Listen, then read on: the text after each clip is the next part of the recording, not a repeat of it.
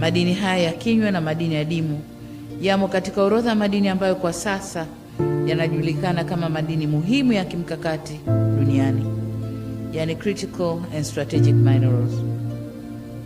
Hii ni kwa sababu yanahitajika sana katika teknolojia mpya za kukabiliana na mabadiliko ya tabia nchi, ambapo hutumika kutengenezea betri za magari ya umeme, vifaa vya kielektroniki na mitambo mbalimbali.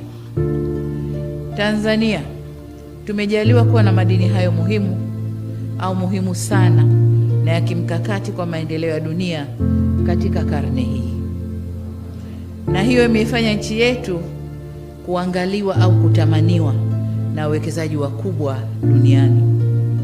Sasa fursa hizi au jaala hii tuliopewa na Mungu tusiichukulie kwa wepesi, bali itupe umakini mkubwa katika kuchagua nani wa kushirikiana naye katika kuvuna rasilimali hizo tulizobarikiwa na Mungu na tunazozawadiwa na mama yetu Tanzania kwa maslahi mapana ya taifa letu.